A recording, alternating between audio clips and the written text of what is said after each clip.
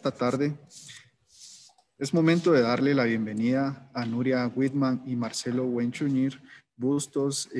Marcelo nos acompaña desde Chile, es arquitecto de la Universidad de Chile, es acreditado en Passive House Designer por el Passive House Institute de Alemania el 2019, siendo el primer arquitecto latinoamericano en obtener tal acreditación. Es socio fundador de la consultora Arqueambiente, empresa dedicada a proyectos de arquitectura sustentable, con asesorías en eficiencia energética.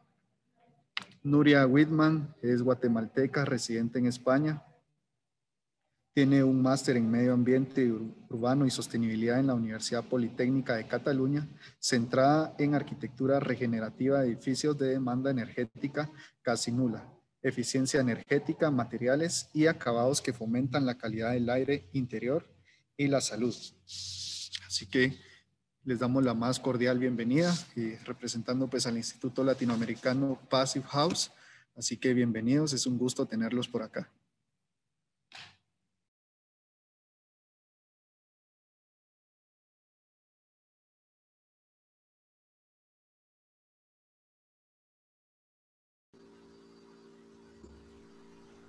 Hola, ¿me escuchan, cierto? Ya. Hola Marcelo, qué gusto tenerte por acá. Bienvenido. Gracias. Primero que todo agradecer la invitación a la Cámara Guatemalteca de la Construcción por esta iniciativa de la innovación, que entiendo es la cuarta versión, ¿ya? Y así que también un honor poder compartir lo que nosotros estamos viendo en torno a la alta eficiencia energética en edificios de vivienda bajo el alero del Passive House. Estaremos esta vez estamos con Nuria. Ella es Passive House Tradesperson, y la presentación la hemos organizado de tal manera que hay una parte de PowerPoint y una parte final donde queremos un poco conversar y conocer también los puntos de vista locales de Nuria al respecto, ¿ya? Así que primero me voy entonces a lanzar con la presentación, contarles de qué se trata este tipo de viviendas y qué opciones tenemos, ¿ya? Vamos entonces a compartir.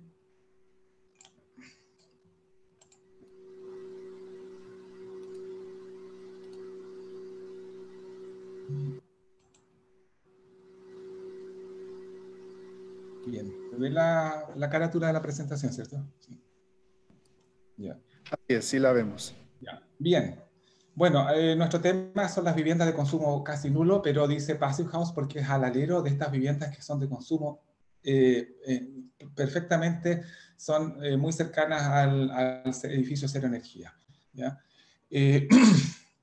Bueno, el Passive House o casa pasiva es un término, digamos, que siempre se relaciona con el diseño apropiado al lugar, ¿ya? Donde se resuelven prácticamente las condiciones de confort interior con muy poca energía y haciendo uso apropiado de los materiales, ¿ya?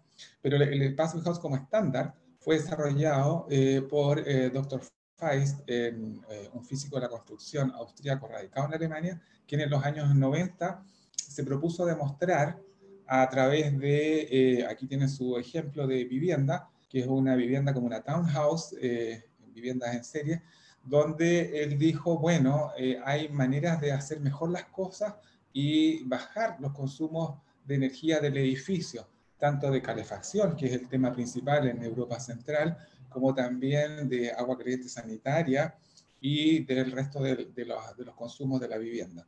Si vemos acá esta vivienda, que es la de él, la primera, la que él hizo, y que está vigente hasta el día de hoy con una eficiencia muy similar a la original, estamos viendo ya ciertas cosas del diseño de una casa pasiva, es decir, algo de compacidad, muy pregnante su orientación al norte, en este caso para aprovechar la energía del sol, pero en términos energéticos esto es algo muy interesante.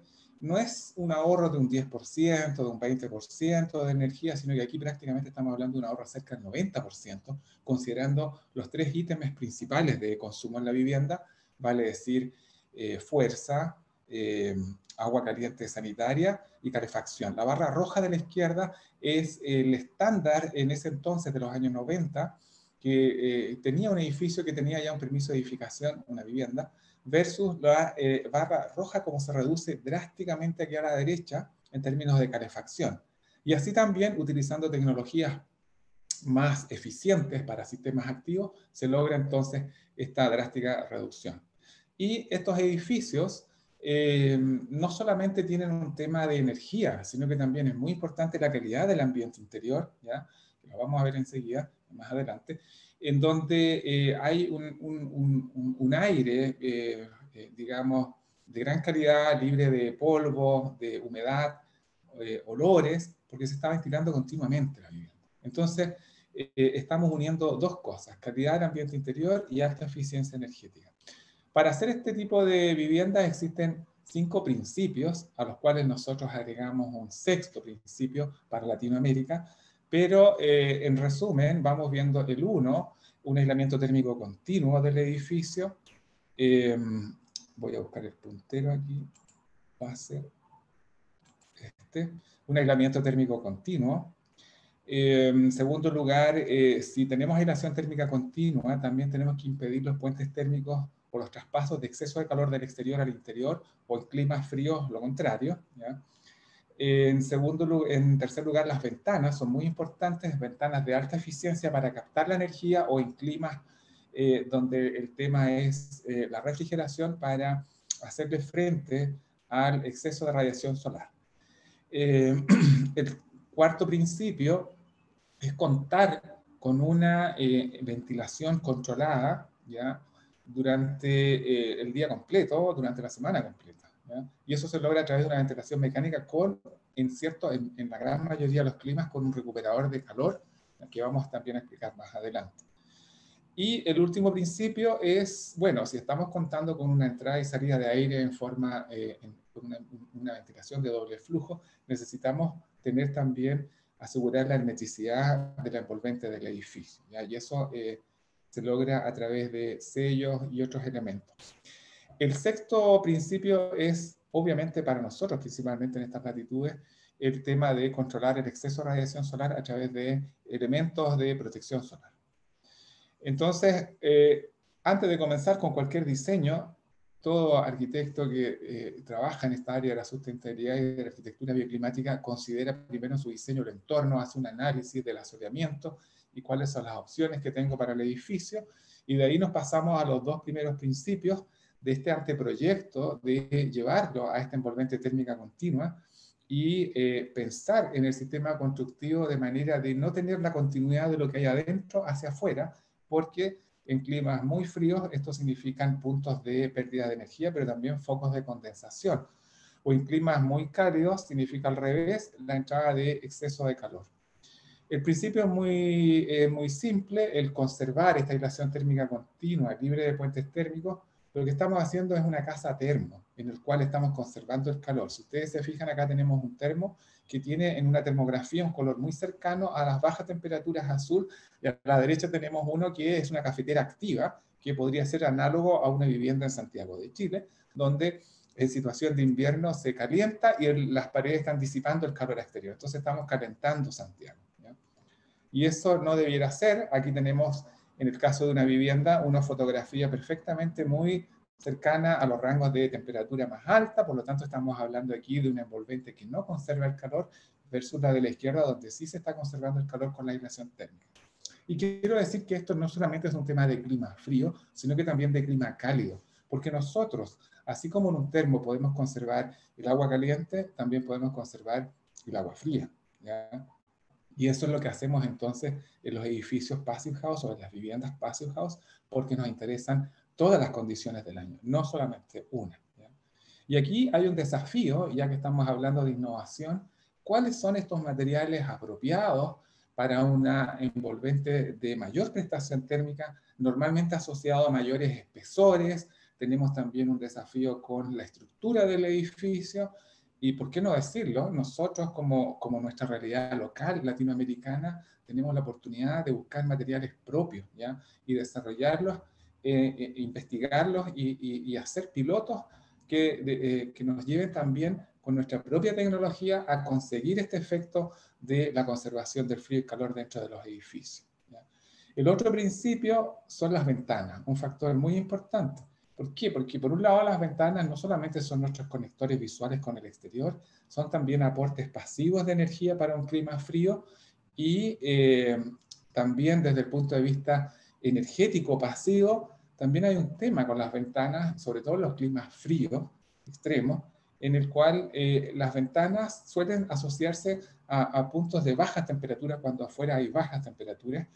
Y si nosotros tenemos ventanas de alta eficiencia que le hagan frente a las bajas temperaturas, vamos a equilibrar la temperatura interior y nos vamos a sentir mejor. Y eso va a hacer también que nosotros uno requiera menos acondicionamiento interior, ¿ya? Eso también vale para clima cálido y si esto lo estamos combinando con protecciones solares, tanto mejor. Por eso mismo, dentro de las ventanas, es hora de revisar nuestros estándares y ver en qué situaciones climáticas aplican condiciones de ventana más aislada o una súper aislada, ¿ya? En cualquiera de estos casos, el tema es aislación térmica, pero también el tema es factor solar, ¿ya? Controlar la energía del sol en los climas muy cálidos.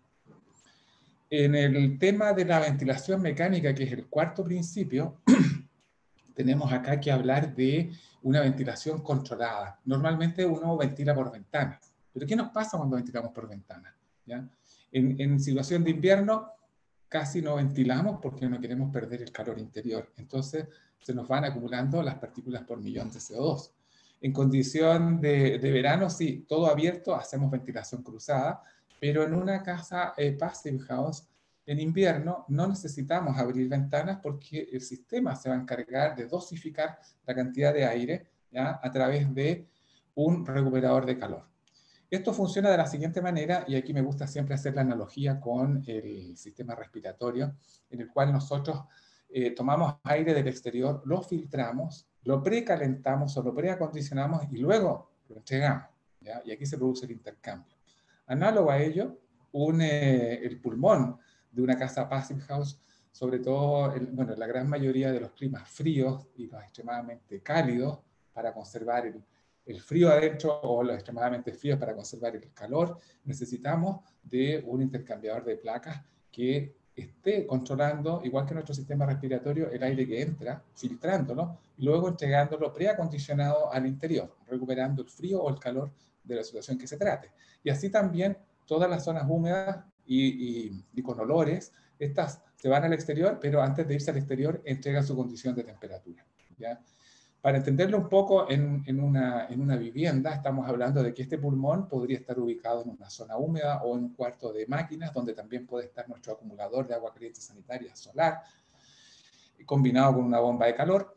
Y tenemos acá entonces la entrada y salida de aire, en el cual el aire frío exterior se precalienta antes de entrar y se precalienta con el calor del aire viciado saliente, sin por ello mezclarse, porque son, digamos, placas paralelas de intercambio. Tenemos entonces los distribuidores y a cada recinto se le hace llegar este aire, y esto que produce entonces una ventilación lineal, porque por ejemplo, si yo estornudase, que siempre me hacen la pregunta, claro, este aire se va por el pasillo y una vez que llega al baño o cocina, esto se expulsa al exterior. No nos quedamos entonces con la humedad, con los olores, los contaminantes al interior. Así también estos elementos son capaces de filtrar.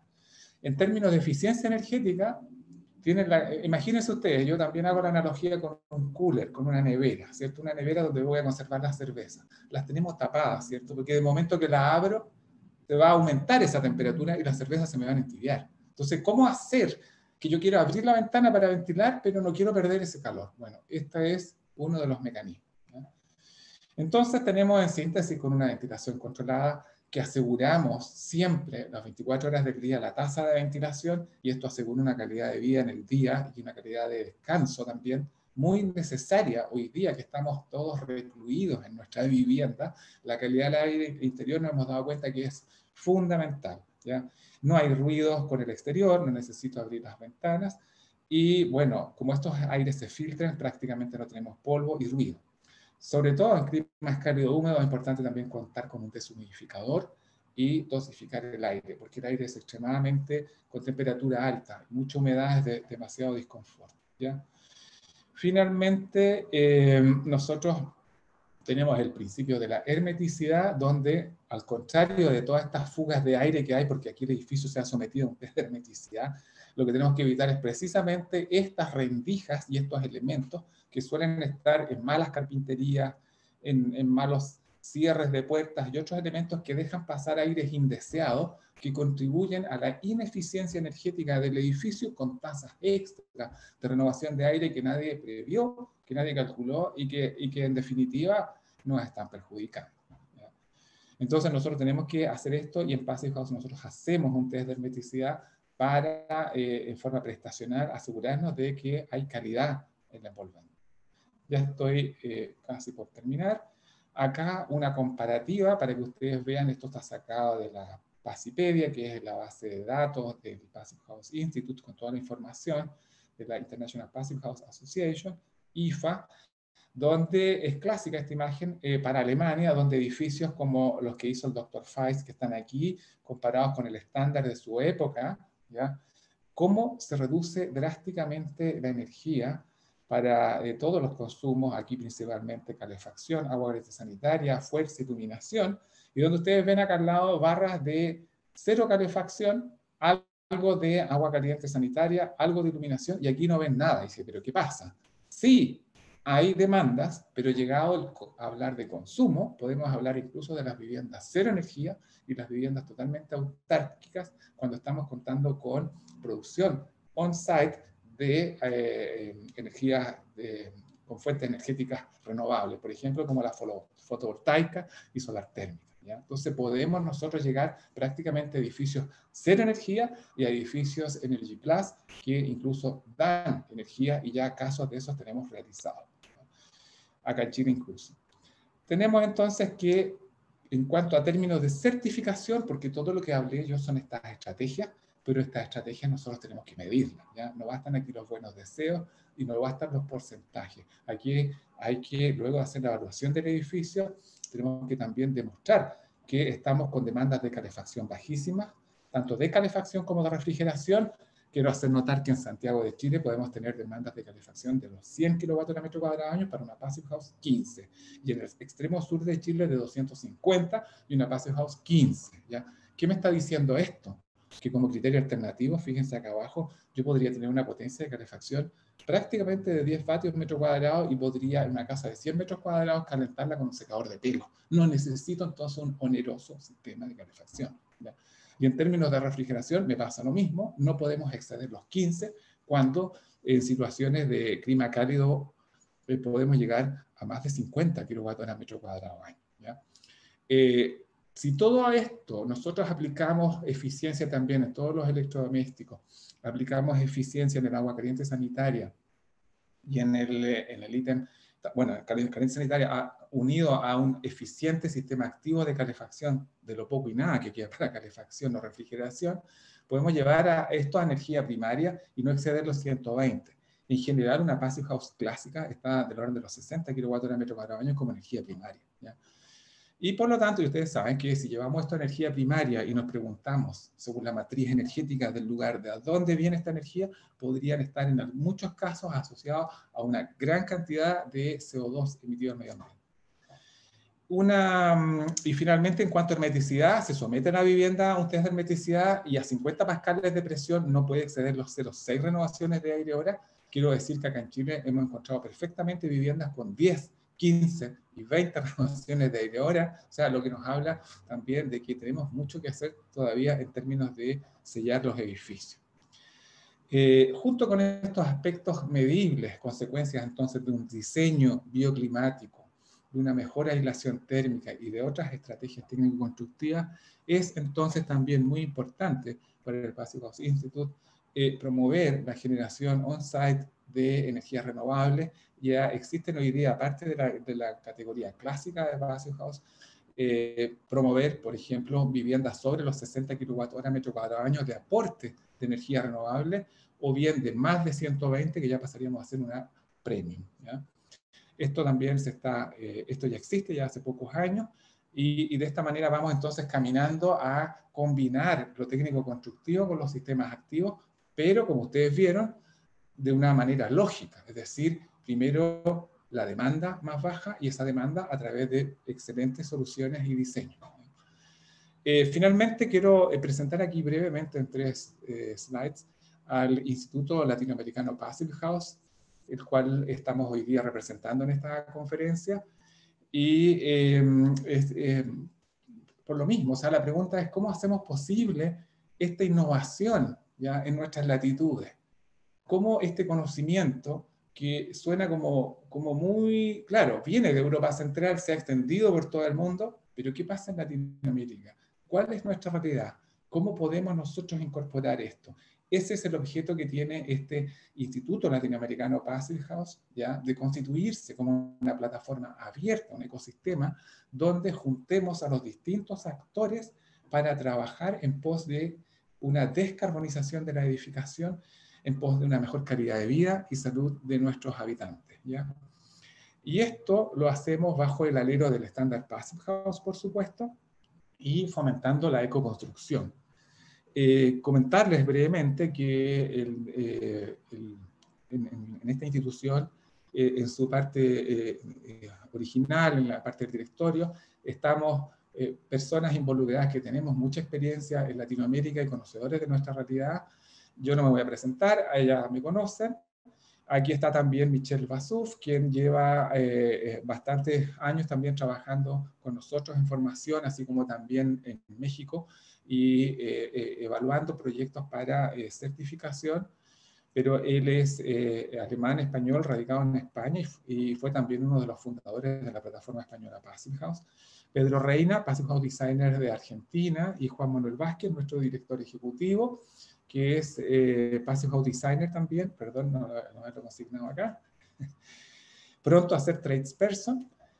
Y quiero también nombrar algunos países. Tenemos a nuestros socios de Argentina, de Brasil, de República Dominicana, de, bueno, Ecuador, Uruguay, Chile, y también especiales menciones a nuestro socio aquí de Guatemala, que enseguida voy a hablar de ellos. Por eso me salto esta. Perdón, Nuria, ya te doy la palabra.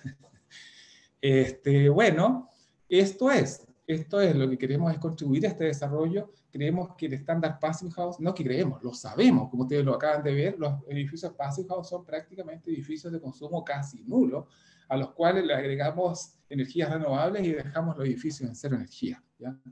De esa manera nosotros podemos descarbonizar la edificación, ¿ya?, a través de la parte de operación. Y desde el punto de vista de los materiales que constituyen el edificio, por supuesto tenemos que propender a materiales más naturales también, ¿ya? Ahí están nuestros datos, por favor están todos invitados a participar de esta plataforma. Hemos nucleado prácticamente casi los 19 países de Latinoamérica y el Caribe. Hemos hecho convenios con importantísimas instituciones de construcción sustentable en los diferentes países y también con universidades, ¿ya? Y por supuesto los profesionales Passive House Designers que ustedes pueden encontrar en sus respectivos países en nuestra página web www.passivhouse.lat. De Guatemala, y con esto ya estoy terminando, bueno, es muy interesante porque aquí tenemos ya a socios fundadores del capítulo Guatemala de Passive House. Está Nuria Wittmann, que hoy día nos acompaña, José Avendaño, Pamela Castellán y Andrés Preda. Entonces quiero aquí terminar la presentación y brevemente permitirnos presentarles a Nuria y ahí hacerle un par de preguntas para completar esto, porque claro, lo que yo presenté es la visión macro, ¿ya? Pero también queremos ver cómo podría ser esto, en este caso en Guatemala, ¿ya? Muchas gracias. Voy entonces a sacar la presentación. Voy a dejar de compartir y presento. Bueno, Nuria, tú te presentas un poco más. Bien, bueno, primero que todo, buenas tardes en Guatemala y buenas noches a los que estamos un poco más lejos. Soy Nuria Wittmann, soy arquitecta guatemalteca y vivo y trabajo desde España a nivel internacional. Soy tradesperson certificada Passive House y me interesa aquí en este foro hablar sobre innovación. A mí en lo personal y en lo profesional me interesa muchísimo la arquitectura regenerativa, es decir, cómo los edificios pueden pasar de ser emisores de CO2, consumidores de energía y recursos, a ser elementos que mejoran el entorno en el que se encuentran como un hábitat, como un ecosistema.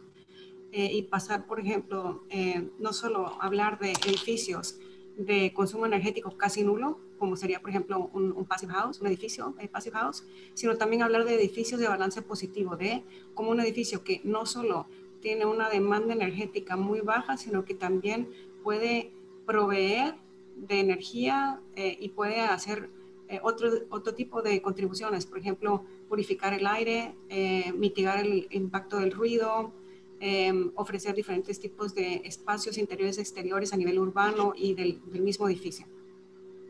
Me siento muy honrada de poder hablar aquí en casa, en Guatemala, y de recibir la invitación de la Cámara de la Construcción, sobre todo para hablar en este foro de innovación en la Innovation Week, Semana de la Innovación.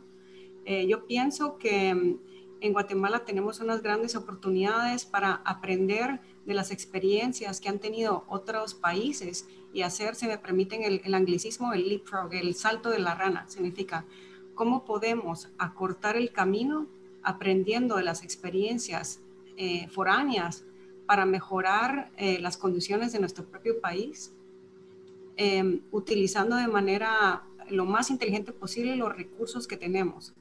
¿Qué significa esto? Pues nosotros sabemos que en Guatemala empieza a haber un tema con la escasez del agua, sobre todo en Ciudad de Guatemala, al menos hasta donde yo tengo entendido. El coste de la electricidad en Guatemala es bastante alto. Si lo comparamos, por ejemplo, con México, según los datos de Ocinergermin, que analiza 14 países latinoamericanos, en el tercer trimestre del año pasado, el kilovatio hora estaba en Guatemala en centavos de dólar, me parece, estaba en torno a los 17, casi 18 céntimos de dólar. Y en México es la cuarta parte, y en El Salvador es 5 veces el coste de México. Entonces, al final tenemos que, para poder ofrecer espacios de confort o proveer energía eléctrica, no solo para iluminación, sino también para la climatización o el acondicionamiento interior, tenemos unos costos muy altos. Entonces, ¿cómo podríamos evitar estos costes de operación altos, favoreciendo un confort hidrotérmico? Significa un balance entre temperatura y humedad, con un alto condicionamiento acústico, o sea, un espacio silencioso. El ruido en Ciudad de Guatemala por el tráfico no hace falta que diga cómo es, porque lo conocemos ampliamente. Y al final esto es un tema de pérdida de competitividad, porque desde mi punto de vista podríamos estar utilizando todo el dinero que invertimos en tener entornos acondicionados en otras cosas, en insumos, en equipo, en fortalecer nuestro equipo humano, etcétera, etcétera. A menudo cuando hablamos sobre Passive, mucha gente se pregunta si esto solo es un estándar para climas muy fríos. Cierto es que el estándar se originó en Alemania, pero durante los 30 años que tiene de existir, se han hecho proyectos muy adaptados a las diversas climatologías. Y desde el Instituto Latinoamericano se está no solo exponiendo esto, sino que también tenemos un enfoque hacia adaptarse a la casuística constructiva y a la realidad de cada uno de estos países. Hay algunos ejemplos en climas cálidos también, por ejemplo en Sri Lanka, una fábrica que se certificó, la primera fábrica en suroeste asiático que se certificó pasiva hace 2 años, con muy buenos resultados. Y también hay ejemplos de vivienda certificada en Colombia, cosas que no nos son tan ajenas, con materiales locales, en el caso de Colombia, por ejemplo, trabajando con bambú. Yo pienso que lo que me gustaría plantear aquí es cómo podemos nosotros, en Buen Chapín, si me permiten el coloquialismo, tropicalizar estas ideas, estos conceptos y adaptarnos para mejorar nuestras condiciones, ahorrándonos el camino y no perder tiempo en soluciones que que no han dado resultado en otros países, como por ejemplo el consabido muro cortina, donde la gente se achicharra de un lado del edificio, se congela del otro y llueve adentro. Quisiera dejar más espacio para las preguntas. Me encantaría escuchar sus opiniones y sus consultas acerca de qué oportunidades ven ustedes. Yo en lo particular veo una gran oportunidad en entornos hospitalarios. Creo que la crisis del COVID nos ha hecho reflexionar acerca de la necesidad de estos espacios donde la salubridad pasa por un control de clima y de higiene del aire. También veo muchas buenas oportunidades en entornos fabriles, oficinas corporativas y sobre todo en espacios de uso colectivo. Viviendas ciertamente, pero pienso que tendrían un alcance interesante en edificios donde hay cierta escala y donde los ahorros en energía podrían ser una buena base para apostar por estas tecnologías. Hasta ahí mis comentarios de momento y abro micrófono para ustedes y deseando oír sus reflexiones también.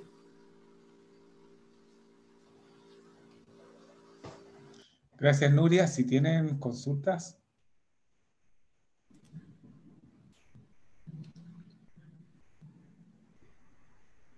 Bueno, muchas gracias a Nuria y a Marcelo. Vamos a revisar si hay alguna pregunta.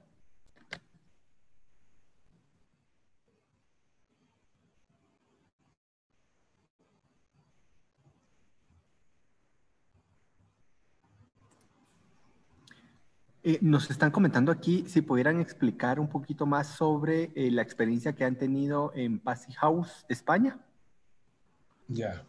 Bueno, esa la debería hablar nuestro otro director, que es Michel Bassouf, pero también Nuria puede también complementar. En España, el Passive House tuvo una trayectoria, empezó ya hace más de 10 años. Se creó la plataforma española Passive House, PEP, ¿ya? Para promover este estándar, ¿ya? Y como todas asociaciones está, ¿cómo se llama? Realiza conferencias anuales y tiene también su base de datos que ustedes pueden consultar. En España, yo recuerdo, yo estuve invitado, yo por el lado de Chile, yo empecé a trabajar esto en el año 2010 con un proyecto que está desarrollado acá en Santiago y se inauguró en 2011, comienzo del 2011. Y en ese entonces yo fui a publicar este proyecto de acá de Chile a España, donde en ese momento había alrededor de 7 proyectos y algo certificada, y hoy día ha tenido esto digamos, una explosión, diría yo, y en los últimos años no lineal, sino que exponencial, porque de las viviendas que era inicialmente se pasaron después a los condominios, y de los condominios a grandes edificios y a grandes conjuntos de viviendas. Entonces, se ha desarrollado bastante, ¿ya? Y detrás de ello, y esto hay que verlo también, lo que nos puede pasar a nosotros, para no hablar de Alemania, porque estoy hablando de España, que sea una realidad más cercana a la nuestra, tenemos que considerar que acá vamos entonces mejorando nuestros edificios y también vamos viendo oportunidades, las que yo mencionaba anteriormente. Cómo nuestros sistemas constructivos pueden responder de mejor manera, cómo podemos potenciar nuestros propios sistemas constructivos en torno a esto, cómo nuestros materiales pueden ser mejorados, o bien cómo podríamos desarrollar otros, ¿ya? También cómo mejoran las ofertas en el mercado en cuanto a mejores ventanas, elementos de mejores prestaciones. Y si hablamos de los sistemas activos, acá en Chile es muy usual tener, ¿cómo se llama?, aparatos de sistemas activos como de calefacción, refrigeración, de muy alta potencia, porque lo usual es que los edificios adolezcan de tal manera que las potencias son enormes y no se encuentren en el mercado aparatos más eficientes, ¿ya? Para allá tenemos que ir también, ¿ya?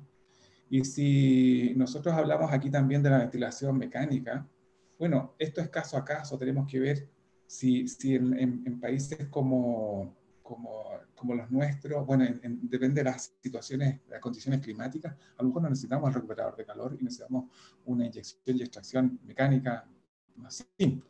Eso tenemos que verlo. Pero esos son elementos que también se pueden desarrollar en forma local, ¿ya? Y las mejores ventanas también. Yo, volviendo a España, eso es lo que pasa. O sea, esto va de la mano con mayor conciencia, con mayor eficiencia, va de la mano con el mejoramiento de las normativas locales en cuanto a aislación térmica, en cuanto a calidad del aire interior, ventilación, y por supuesto va detrás de la mano de todo lo que es el rubro de la construcción, y no menor, acá muy importante, y en las charlas anteriores se ha mencionado bastante, el trabajo que están realizando las universidades. Las universidades también empiezan a, digamos, es necesario que estos conceptos se estén también trabajando a nivel de la universidad. Se fijan ustedes que tenemos áreas tanto de tecnologías de la construcción, como de aparatos de consumo, como también de diseño. O sea, esto no es solamente un tema de arquitecto, esto es un trabajo, digamos, colaborativo, ya de diferentes especialidades. Ya todos con la mirada y la especialidad que tenemos que contribuir a desarrollar esto. Eso es lo que yo te puedo decir. España realmente es un ejemplo porque la verdad el desarrollo ha sido bastante desarrollado. Nuria, tú estás bueno, Nuria está en casa, pero también está en España, ¿no? Sí, bueno, yo estoy en Barcelona y a tenor de lo que decía Marcelo, comentar que el crecimiento de Passive en España ha sido brutal. Los primeros 2 proyectos se certificaron en el 2009, eso fue hace 11 años, y hoy por hoy ya hay más de 110 edificios certificados, desde viviendas hasta multifamiliares. Las comunidades autónomas más punteras y que están haciendo proyectos de edificios pasivos en altura son sobre todo País Vasco y la Comunidad Foral de Navarra. Y se está apostando mucho incluso. En Andorra, por ejemplo, a nivel, que es como país limítrofe, ensanguichado entre la Comunidad Autónoma de Cataluña y Francia, es un país pequeño, pero la normativa de edificación ha incluido de que los edificios deben ser bajo estándar Passive House, o sea, edificios de consumo energético casi nulo. En Bruselas, por ejemplo, si no construyes Passive, no construyes. Es norma. ¿Qué pasa con la norma en España? El año pasado se modificó la norma y se incorporaron algunos de los criterios y las mejoras que se propusieron desde la plataforma de edificación pasiva, PEP. Está evolucionando, pero aún así Passive House está todavía por delante de la norma. Pero el asunto es, ¿para qué construir edificios hoy que dentro de medio año o dentro de un año son obsoletos y que no cumplen con el estándar europeo? Porque no solo es un asunto de lo que yo hago hoy aquí, es un asunto de que los edificios tienen que durar y durar para mucho tiempo. Y que estamos hablando de que no solo es lo que yo hago, es el impacto de lo que yo hago tiene en el consumo energético, en la emisión de CO2, en el efecto del calentamiento, en la utilización de los recursos hídricos, etc. Entonces, yo pienso que esto va a ir mucho a más, y que en Guatemala es muy interesante el poder aplicar estos proyectos de innovación desde ya. Alguien preguntaba, leo aquí la pregunta de José González. La respuesta es no, todavía no hay edificios pasivos en Guatemala, todavía no. Pero yo pienso que los habrá y que puede haberlos y que pronto, porque haciendo una buena ingeniería de proyecto, un proyecto pasivo puede ser al inicio, puede ser un 5%, un 8% más caro que un edificio estándar. Sin embargo, el retorno a la inversión por ahorro energético es muy interesante. Estamos hablando en España, por ejemplo, una vivienda tiene un retorno de inversión en torno a los 8 años, 8 o 10 años. Y eso que en Guatemala el precio proporcionalmente, el precio habría que hacer un estudio bien mirado acerca de el retorno de la inversión, del diferencial de costo de edificación versus el coste de operación. Por eso yo hablaba acerca de la economía de escala y de la envergadura de ciertos proyectos, donde puede ser justificado de manera mucho más rápida esta inversión inicial. Lo que no tiene color en Buen Chapín es la calidad interior de un edificio pasivo.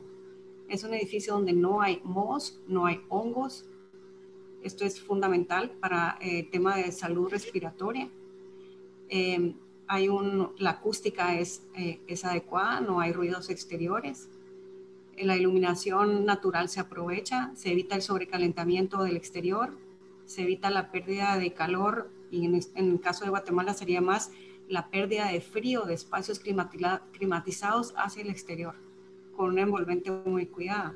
Y es una cuestión de involucrar a los gremios. Antes Marcelo apuntaba y también el compañero que hablaba sobre la Universidad del Valle y de la apuesta que tiene por el BIM y demás. El asunto es que esto no solo es algo multidisciplinar, porque aquí estamos involucrando las ingenierías, las arquitecturas, los promotores, los gremios de la edificación, los proveedores de materiales y el usuario final.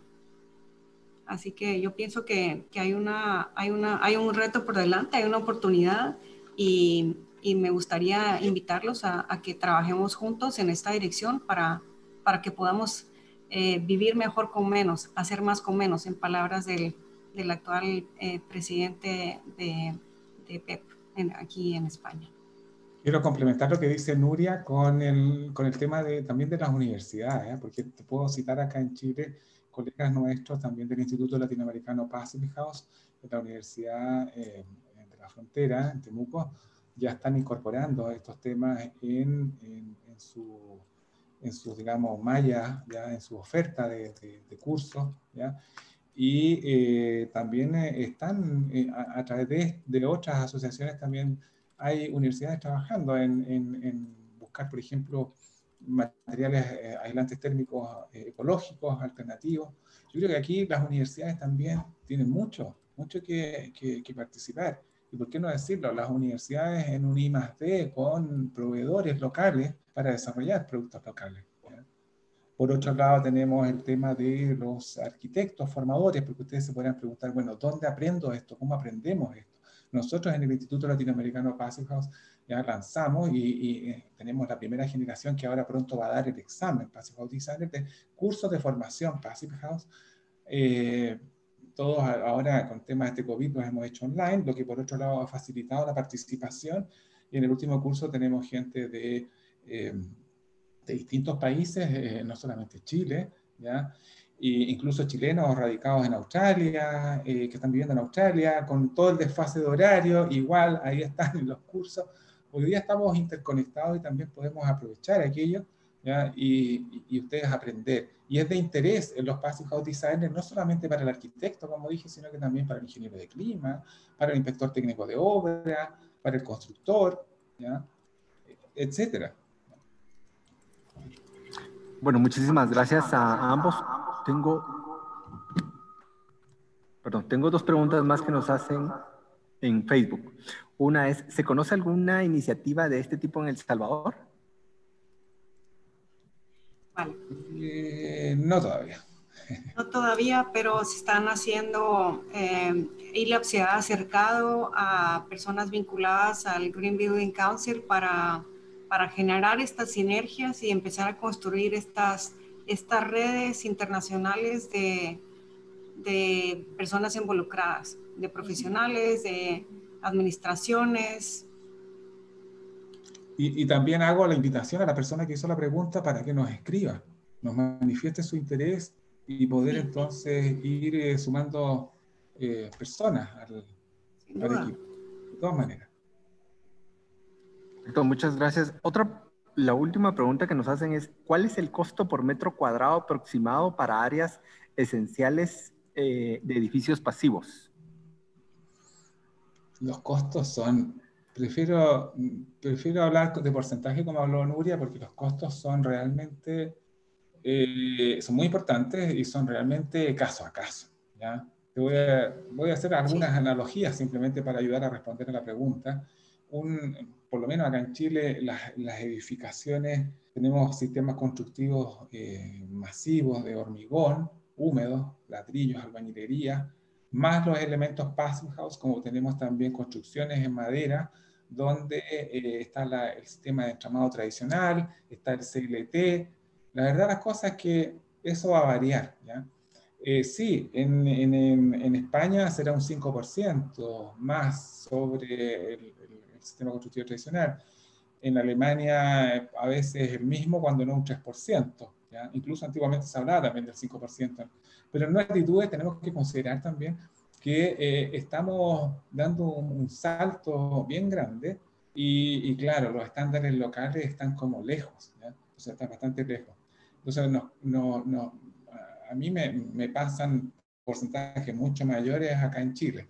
Pero no quiero decir lo mismo, porque la mano de obra es distinta en España, la mano de obra vale también distinto en Alemania. Entonces, hacer estas analogías es medio tramposo. Lo que sí quiero señalar que es importante es, como dije anteriormente, es ver, o sea, esto no tiene que ser una importación de materiales y de cosas, sino que tenemos que desarrollar nosotros con esta mirada del edificio de consumo de casi cero a través del estándar Passive House, buscar estas alternativas. Sí, tenemos que hacer unas análisis de costo-beneficio. Hay muchos beneficios como la calidad del ambiente interior que no están ahí cuantificadas dentro de lo que puede ser la productividad, como decía Nuria, en una oficina, en un colegio, ¿ya? Son todos elementos que también pueden entrar perfectamente en la evaluación. De todas maneras. Entonces no lo quiero cerrar, prefiero no dar un valor por ese mismo motivo. Perfecto, muchas gracias. Bueno, queremos agradecer a Marcelo Wenchuñir y queremos también agradecer a Nuria Whitman por su participación en el Innovation Week. La verdad es que para nosotros fue un honor tenerlos aquí con nosotros y creo que es un excelente tema y esperamos pues que avance en muchos más países, ¿verdad? Y pueda ser implementado. Así que muchísimas gracias. Gracias no también. sé si quisieran dar algunas palabras de cierre. Bueno, sí, nada más, digamos, recalcar la invitación a conocer el Instituto Latinoamericano Passive House y a participar de él, porque, digamos, así como Nuria, podríamos decir que estaba como sola ahí en Ecuador, en Guatemala, perdón, así como mis colegas en Ecuador están solos. Cuando nos juntamos, hacemos una gran fuerza. Y qué mejor que juntarnos para compartir esta experiencia y qué mejor que juntarnos con la gente que realmente sabe en su propio lugar cuáles son sus condiciones. Porque yo creo que eso es lo más importante. Innovar a partir de nuestra propia realidad. Esos son nuestros desafíos. Ahí está todo el potencial para realmente desarrollar, digamos, Latinoamérica como corresponde, desde nuestra realidad. Nuria, no sé si quieres decir. Pues bueno, también concluir lo que ha dicho ya Marcelo. Yo creo que esta actitud de unidos, juntos podemos más, yo creo que es una manera muy sensata de trabajar. Hay cosas por delante, también hay que aprovechar las experiencias de otros países, valorizar el recurso de materiales que tenemos en Guatemala, por ejemplo, muchos temas de aprovechamiento de biomasa de agroindustria, donde se podría trabajar generando un nuevo material constructivo adecuado para el clima y para las condiciones sísmicas estructurales de Guatemala, etcétera. Hay mucho espacio para la innovación y finalmente invitarlos a que visiten la página web de ILAB, a que se pongan en contacto y a que juntos podamos empezar a colaborar para hacer este salto de rana y poder innovar de manera más ágil en Guatemala. Y muchísimas gracias por acompañarnos esta tarde. Ha sido un gusto estar con ustedes. Bueno, muchísimas gracias a Nuria, Marcelo y también gracias al Instituto Latinoamericano Passive House.